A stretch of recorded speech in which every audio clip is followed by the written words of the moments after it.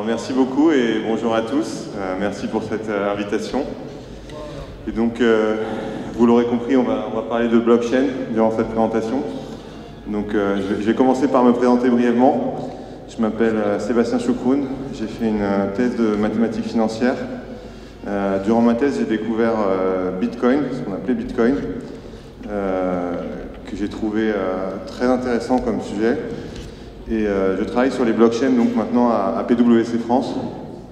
Donc peut-être vous présenter brièvement comment on fonctionne. Donc c'est PwC France et Afrique francophone. C'est une équipe qui est basée à Paris mais qui travaille aussi en Afrique. Si jamais vous êtes amené à travailler, on le verra sur des cas concrets.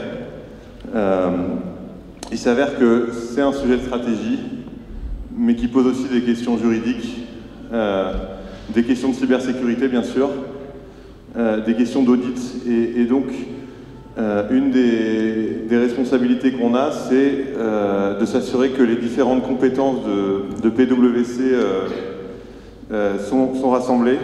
Et on s'occupe donc de former des avocats, des auditeurs, des experts de cybersécurité, pour être en capacité à accompagner un groupe sur toutes ces compétences nécessaires et qu'il faut mettre ensemble pour réussir un projet blockchain. Donc on verra ça sur un certain nombre d'exemples. Mais fondamentalement, les blockchains, c'est une transformation de la gouvernance, puisqu'on va le voir sur des exemples.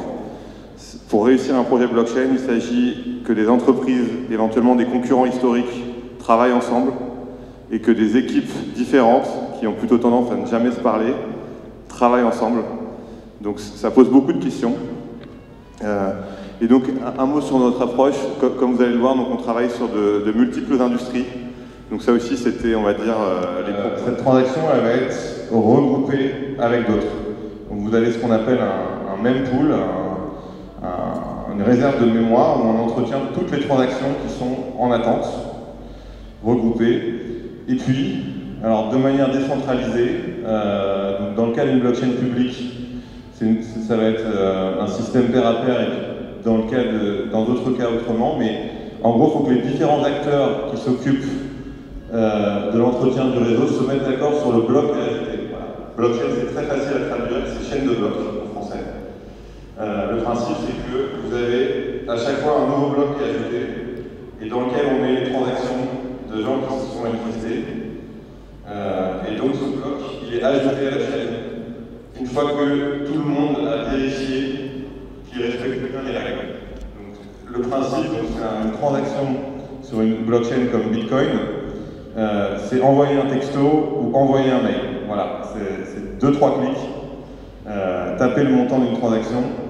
Voilà, le système sous-jacent est complexe, exactement comme Internet, mais finalement peu de gens le comprennent. Alors, il y aura quand même des gens qui devront le comprendre très bien, c'est évidemment les DSI. Mais il y a un enjeu que ce soit simple pour l'utilisateur, et ça peut l'être. Ça va l'être, et on s'est efforcé sur certains projets à ce que ça le soit. Alors ensuite, ce qu'il faut bien comprendre, c'est que donc souvent on parle de blockchain, et la première réponse c'est Bitcoin. Donc Bitcoin est la première blockchain. Et il y a un certain nombre de blockchains publiques où le principe c'est de s'échanger ce qu'on appelle une crypto-monnaie. On va juste de mettre en application un cas d'usage. Et donc il faut bien distinguer ces deux choses. Donc ce qu'on appelle une blockchain privée et une blockchain publique où il y a une crypto-monnaie.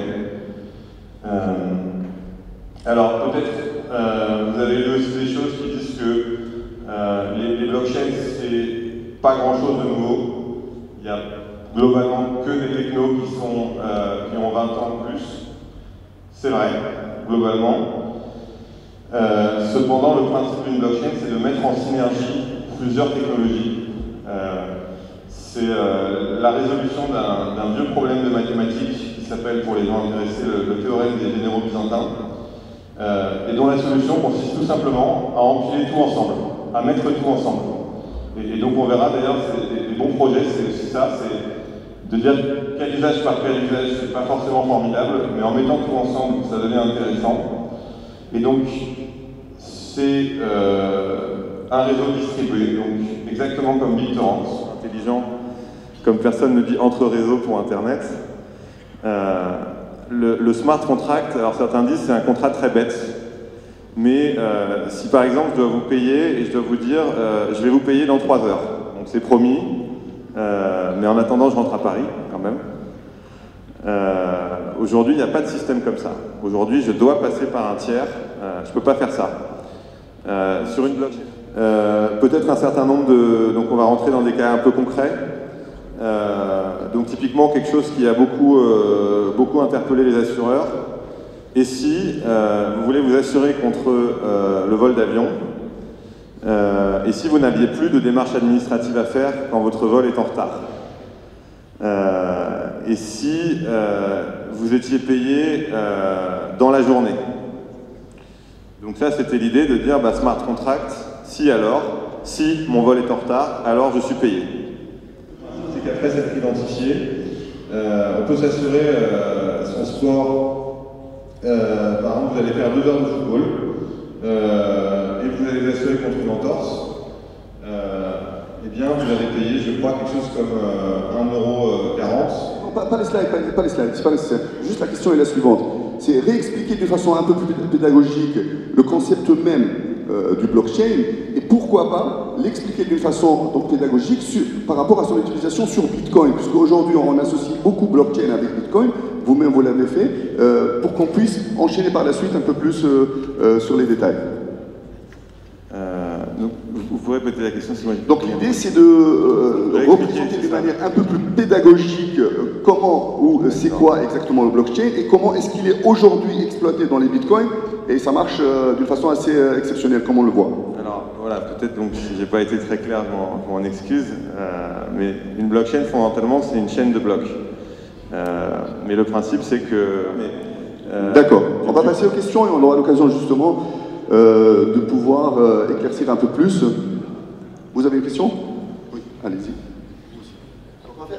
Oui, beaucoup moins cher. Donc je vous renvoie, si vous vous intéressez à Bitwala, notamment, qui a fait un système de paiement internationaux.